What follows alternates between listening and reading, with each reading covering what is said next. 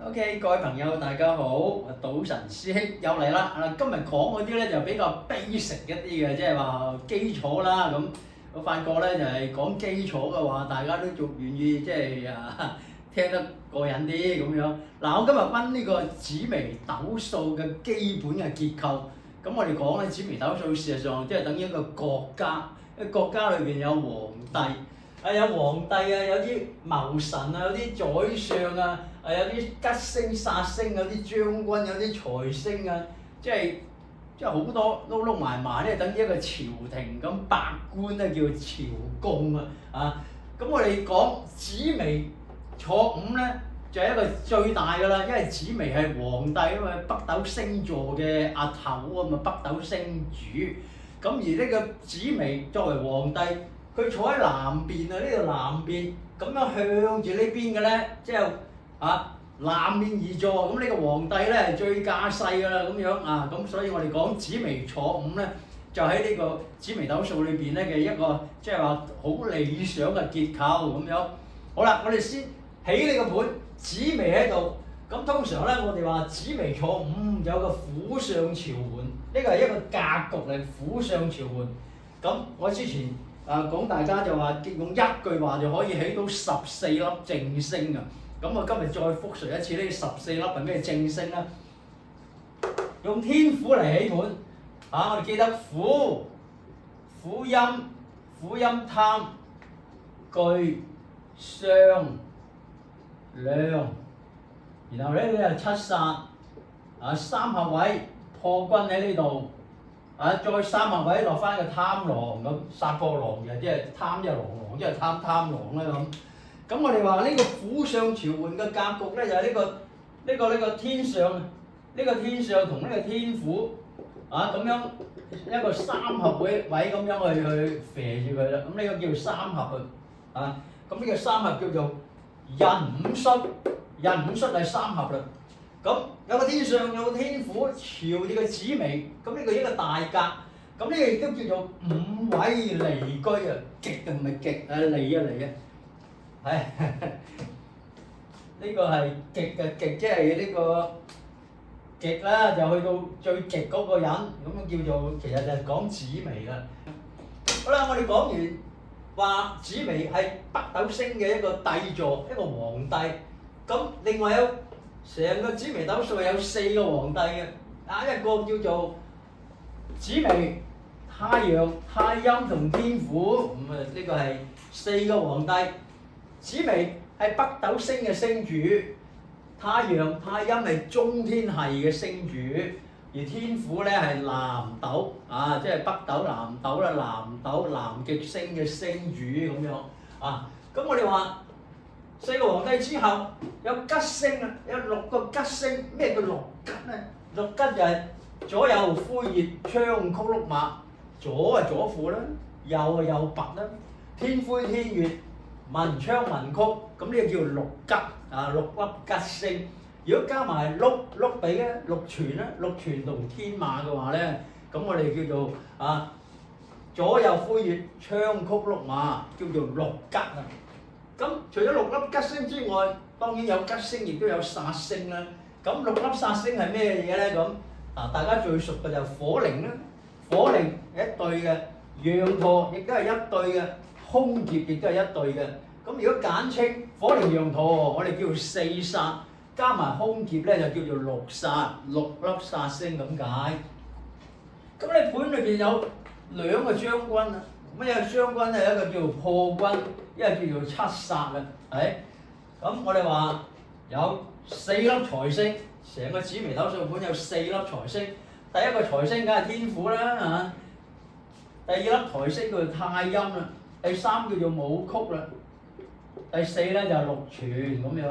咁呢粒財星咧，老實講，紫微斗數裏邊，如果你係命宮喺呢度，你見唔到財星嘅話咧，咁咪真係好慘㗎啦即係等於財星就係錢嚟㗎嘛。我哋話紫微斗數裏邊有4粒善星啊，善就係天官、天福、天財、天壽，咁4粒有梗係好，冇啦係好嘢嚟㗎。斗數裏邊有6粒桃花，當然正桃花係咩咧？正桃花咧，第一粒桃花星咧天下第一桃花星就貪狼啦。咁啊貪狼大家知道咧，酒色財氣啊。咁貪狼第一桃花星，第二粒桃花星咧叫做廉貞。啊廉貞喺呢度啦。呢個廉貞啊，廉貞咧係第二粒嘅桃花星。咁除咗貪狼、廉貞兩粒大桃花星正星之外咧，仲有六粒啊！嗰啲六粒桃花星係咩咧？咸、好、喜、亂、木、曜。咸就咸池咧，好就大好啦，喜呢個係天喜啦，亂啊紅鸞啦。咁紅鸞同天喜啊係一對星嚟嘅。木係沐浴啦，沐浴啦。曜咧係天姚啦。咁如果你話哇，你係貪狼廉貞咁咧做主星嘅話，然後見咗一大班呢啲咁嘅咸好啊、喜亂啊、沐浴呢啲咁嘅星咧，咁呢個人咧就好重嘅桃花味道啊！咁啊喺六粒呢啲副星嘅桃花星之中咧，紅鸞天喜咁大家聽到啦，紅鸞星動咁，如果你碰到紅鸞咧，即係話咦你有戀愛啊，或者係可以成其好事啊咁樣。天喜咧永遠都喺紅鸞嘅對面係主生育嘅咁如果你唔係呢兩粒，呢兩粒咪正當嘅桃花嚟嘅。如果你呢啲咧咸池啊、沐浴啊呢啲咧沐浴咧好簡單啊，沖涼咪脫光光啊，剝晒衫剝晒褲咁去沖涼，肯定係唔係好嘢啦，係嘛？都係啲鹹濕嘅星嚟嘅。咸池桃花咧沐浴呢啲係淫邪嘅桃花，我哋叫做淫邪淫邪嘅桃花啦。咁你嘅命宮裏邊最好就唔好有呢咁嘅嘢啦，即係講紫微斗數咸好呢啲咧唔係好嘢嚟嘅。OK， 好啦，我哋話有三對貴星，咁啊咩貴星咧？我哋講係呢個龍池鳳閣啦，龍池鳳閣啦，係三台八座啦。另外叫恩光天貴啦，恩貴啦，恩光天貴恩貴啦。咁呢三對咧就一啲對星嚟嘅。咁通常我哋見到成個盤咧，真係哇眼都花埋咁樣。嗱，老實講呢啲咁嘅星咧，最好咧就一對對嘅，你唔好話分開啦。譬如話龍池鳳閣咁，最好就大家一齊啦喺度，大家三合宮咧就相會嘅。如果會唔到嘅話咧，單丁呢個作用就唔係好大嘅。包括呢啲都係啊，左右單見左單見右咧，好過冇，但係最好就能夠左右又一齊有啦，或者魁月人亦都可以一齊都見得到會得到嘅，咁呢啲叫做好嘢啦。好啦，我哋講紫微斗數裏邊，剛才講紫微係北斗嘅星主，咁我哋話皇帝都有好有壞嘅係嘛？咁有啲皇帝咧漢高祖咁啊，唐太宗咁即係乾隆咁啊，康熙咁呢啲好皇帝啦但係有啲皇帝咧，哇好落難啊，或者小人在野，小人當道啊，皇帝咧就俾人哋控制咗落難啊，好似宋帝昺咁走難咁走到宋皇台嗰度，跟住瓜咗咁樣，嗰啲就落難皇帝。咁皇帝好點樣叫好咧？好嘅意思就係話你要有百官朝貢啊，百官百官就係呢啲文武百官啦。呢啲就冇啦，呢啲係文啦文武百官咁樣拱住你嘅。咁頭先講就府上朝門，最低限度有一個天府，有一個天相，一個丞相，一個揸財權嘅財務嘅，咁拱住你。咁理論上咧，先天嘅結構咧已經係贏咗啦。但係都唔夠啊，因為你最緊要頭頭講話最緊要見祿存見祿存或者祿馬咧係單見馬唔好，一定要祿馬一齊見啊。咁我哋話如果你係紫微坐命嘅話咧，我哋話甲己人甲己甚至乎丁人都係一個大貴嘅。咁點解話甲己人係好咧？咁我哋話如果甲咧甲祿在人如果你係甲人譬如你係甲人，你係甲祿在人嘛，咁呢度會見到個祿喺度啦，係咪然後甲廉破武陽八甲廉就喺呢度廉貞化祿啦。廉貞化祿，呢個祿存就喺個人度，咁廉貞化祿，呢個等於兩個祿去射住個主命子未咁，所以就話如果係甲人嘅話咧，係大富大貴嘅命啦。咁己人都係㗎，己人譬如話己人個祿喺邊度咧？嗱，甲乙丙丁啦，係咪？戊己喺呢度啦，己喺呢度啦，己就冇貪梁曲嗱，冇啊，冇喺呢度，呢度有個冇，己啊冇啊貪梁應該喺呢度啦，梁喺度啊，曲唔喺度啦嚇，咁己人又係，丁人又係，咁啊變咗係都係武曲化祿，佢本身有個祿存喺度啦，咁祿存入咗去啦。咁所以講話，如果你係甲己丁人咧，紫微坐命咧，係一個富貴嘅命咁。當然啦，如果你仲有埋呢啲天官天福天長天壽啊，呢啲咁嘅左右輔弼昌谷魁鉞啊呢啲，咁你叫做百官朝貢啊。咁呢支命咧，就影印係大富大貴嘅命啦。咁呢個係紫微啦。咁你話我哋仲有個太陽同太陰都可以做皇帝喎。咁佢有先決條件嘅。如果你係太陽做皇帝嘅話咧，最好就男命啦，男人，而且個太陽一定要係日生人啊，所謂日生人就係日頭出世啊。你出世嘅時辰咧，應該係寅卯辰巳午，去到尾都已經唔夠光亮㗎啦。日出東方，咁於是如果你嘅太陽日生人喺呢啲位出世嘅話咧，太陽咧就係廟旺啦，旺宮啦，個旺宮咧先至係得益嘅。但係如果你話太陽喺呢啲地方出世嘅話，太陽喺亥子丑呢啲位咧，太陽落陷啦，夜晚係日月即係日頭冇光啦，所以呢啲咧就唔係冇發達嘅機會，係做得好辛苦啦咁樣。咁如果你係太陰星坐命嘅話，你係太陰星最好就係女命啦。太陰星坐命最好就係太陰咧喺呢啲咁嘅宮位啦，太陰喺呢度月朗天門啊，太陰喺呢度水情貴岳啦。咁呢啲係太陰坐命，要係夜晚生人喎，你唔好日頭生人啊，要係喺申酉戌亥子丑呢啲係夜晚生人。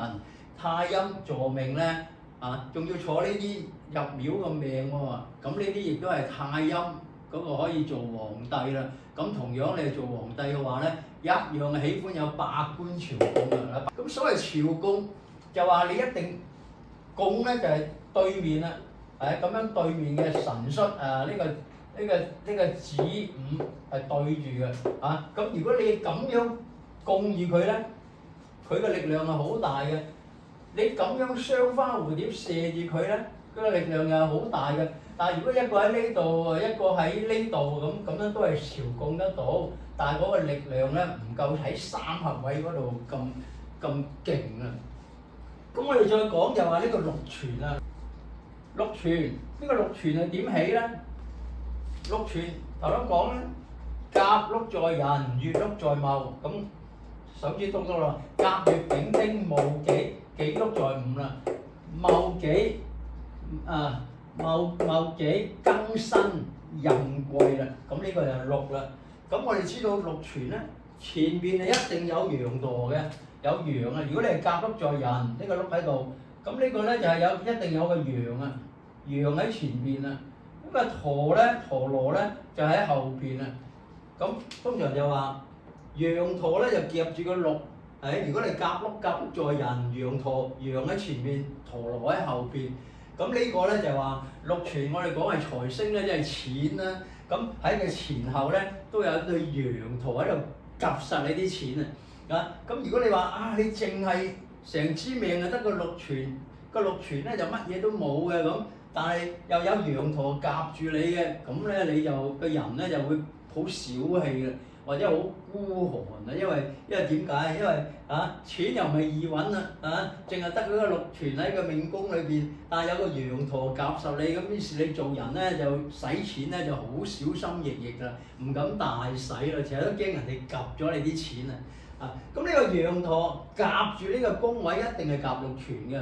嗱，我哋講係一個空格咧，就叫做陽陀夾忌。有一個空格叫做陽陀夾忌。